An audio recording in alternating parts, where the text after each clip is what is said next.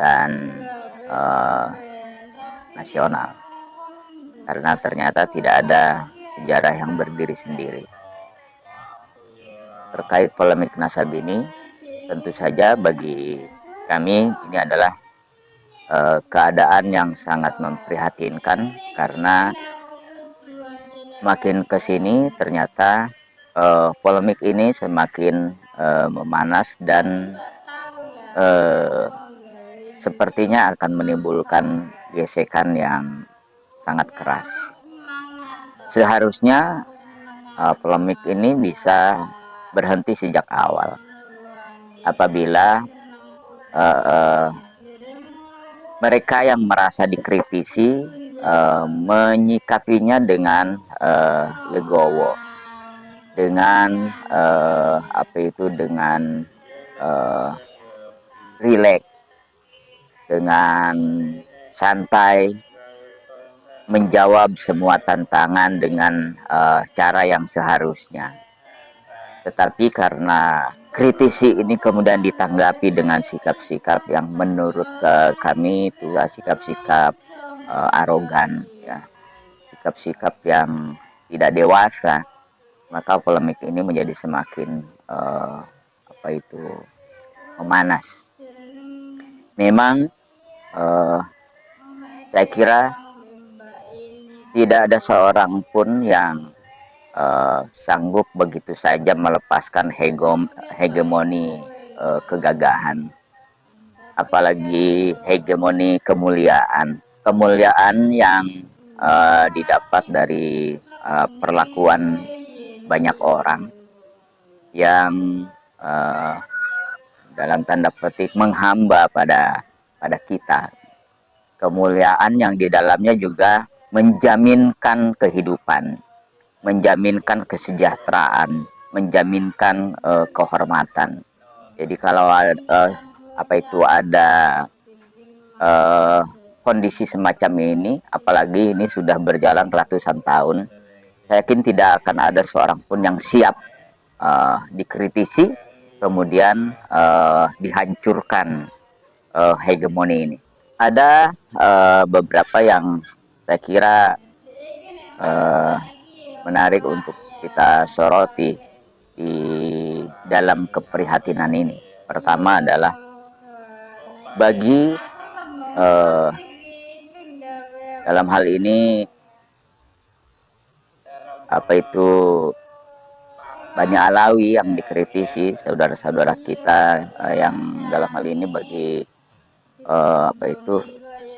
saya pribadi ini adalah saudara sesama muslim, jelas tidak akan siap melepaskan semua predikat kemuliaan yang selama ini disandang, yang predikat itu kemudian membuahkan nilai-nilai kemanusiaan yang sangat luar biasa. Di situ ada nilai keagungan, di situ ada nilai kehormatan, di situ ada nilai kemuliaan, di situ juga ada nilai kemudahan ekonomi dan lain sebagainya. Tentu saja tidak mungkin semudah itu siap menerimanya, karena ini sudah berlangsung berabad-abad, sudah turun-temurun. Kemudian yang kedua adalah para muhibbin, ya. Bagi para muhibbin tentu saja berat mengetahui bahwa orang yang dimuliakan itu berdasarkan kritisi yang muncul ternyata bukan zuriat Nabi. Ini berat bagi para muhibbin menerima kenyataan ini, karena doktrin-doktrin yang dilakukan selama belasan tahun, puluhan tahun, atau bahkan mungkin sudah lebih dari puluhan tahun ini sudah demikian melekat dalam diri para muhibbin ini, bahwa mereka selama ini mengabdi pada orang yang dimuliakan gitu, orang-orang yang sangat mulia karena zuriat Nabi. Dan begitu mengetahui ada yang mengkritisi bahkan dengan kritikan yang sangat kuat, dengan data yang sangat kuat dan sulit sekali dibantah, ini tentu saja mereka akan sulit menerima kenyataan ini. Dan walaupun mohon maaf ya, sayang sekali bahwa ketidaksiapan itu kemudian uh, memunculkan reaksi yang sangat sekali lagi menurut saya itu sangat tidak dewasa gitu.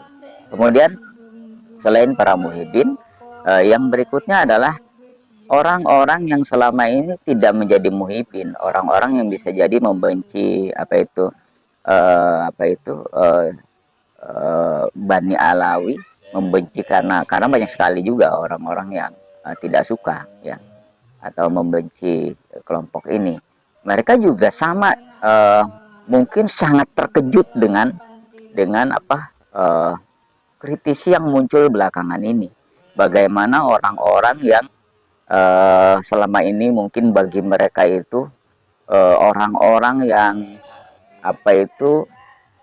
sangat mereka tidak suka, tetapi mereka tidak berdaya untuk melawan apapun karena mereka sosok-sosok yang dimuliakan, sosok-sosok yang dinyatakan sekian lama terkait langsung dengan Nabi terakhir ya. Uh, Begitu mendengar kritikan ini ya, begitu mendengar temuan-temuan yang terakhir ini bagi mereka juga mengejutkan gitu, mengejutkan mungkin juga bagi mereka ada semacam kegembiraan makanya ternyata orang yang selama ini mereka kira memang zuriat Rasulullah itu, walaupun bagi mereka mungkin apa yang dilakukannya tidak serak dalam hati mereka. Nah, ini juga muncul reaksi yang kemudian mohon maaf menimbulkan juga reaksi yang mungkin tidak arogan, tetapi muncul statement-statement yang mohon maaf mungkin menghinakan ya, menghinakan, muncul kalimat-kalimat seperti membuli gitu. Karena apa? Karena orang yang tidak mereka sukai, yang selama ini diagung-agungkan oleh para muhibinnya sebagai zuriat Rasulullah, ternyata tidak tersambung kepada Rasulullah gitu. Nah ini jadi ada eh, sisi-sisi kemanusiaan dari kelompok-kelompok yang berbeda. Lalu di akhir-akhir ini polemik ini juga sepertinya harusnya sudah sampai finish, tetapi tentu saja tidak semudah itu juga diselesaikan. Bagi mereka yang tercerahkan dengan kritisi yang dimunculkan oleh Kiai Haji Imaduddin Usman dari Kresek, Tangerang, Banten, ini mungkin yakin sudah finish.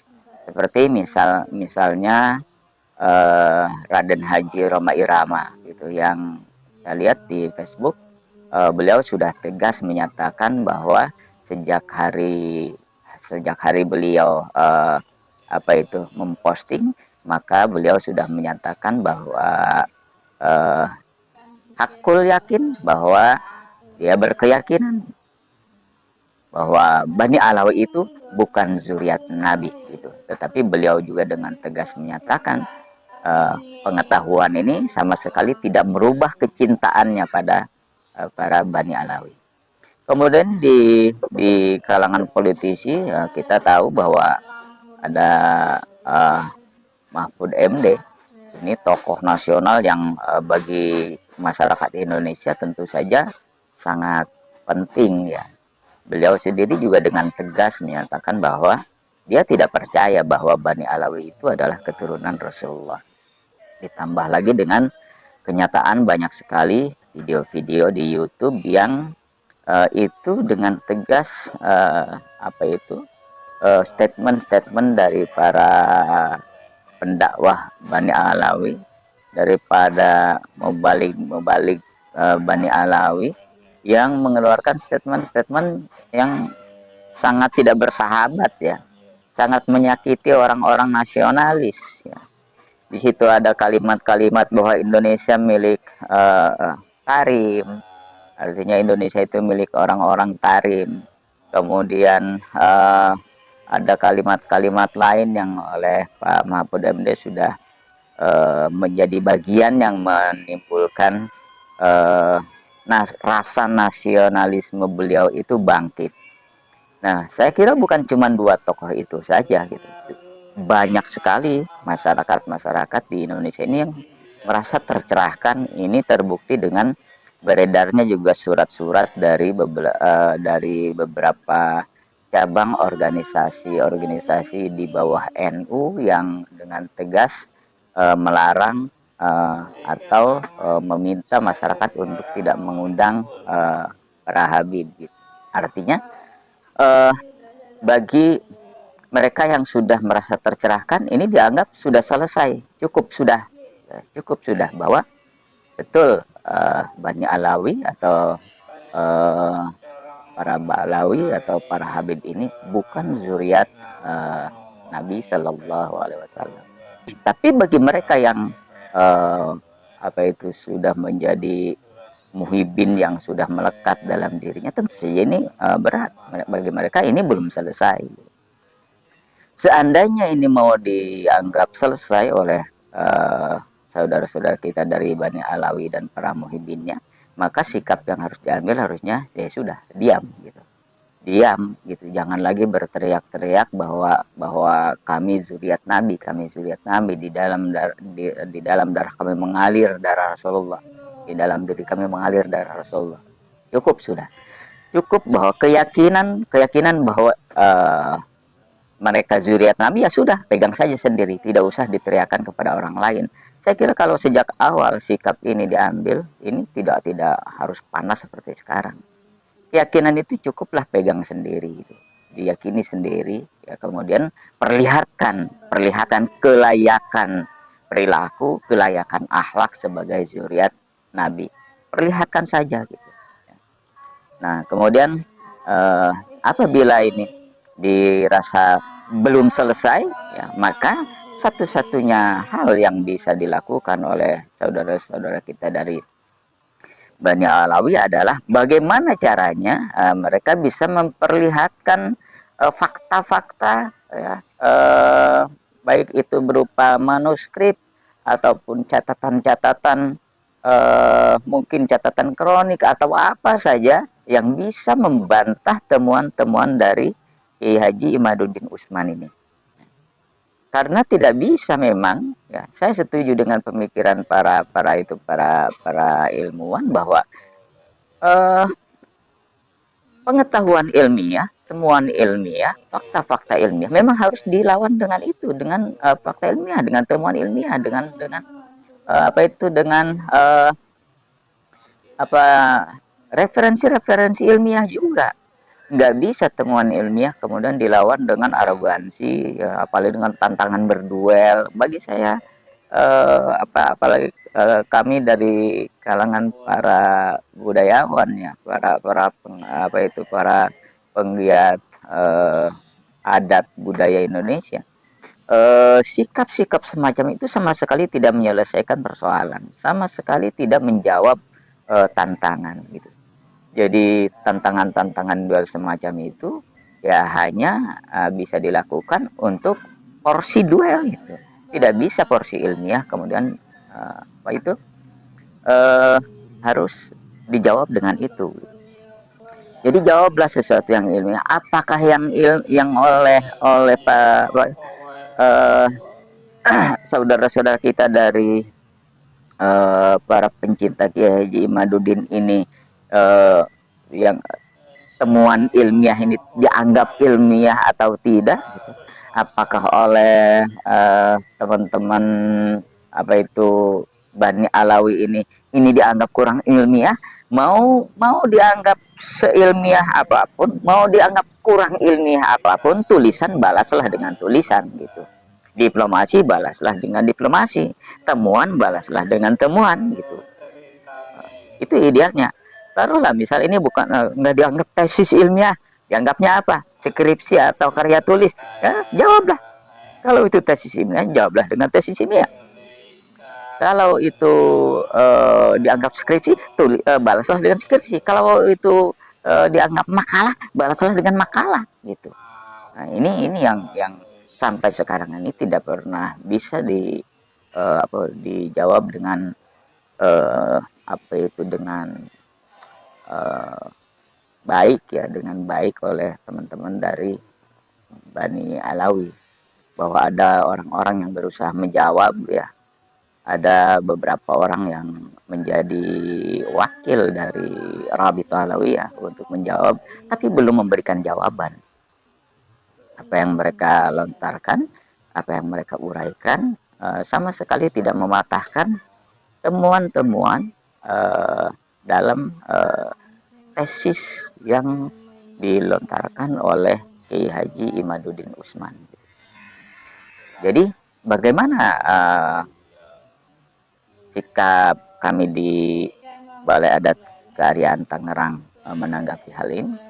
Bagi kami di Balai Adat Kearifan Tangerang, pertama, keadaan ini sangat memprihatinkan. Kedua, meminta kepada apa itu kedua belah pihak dari saudara-saudara kita, Kiai Imaduddin Usman bersama kawan-kawan,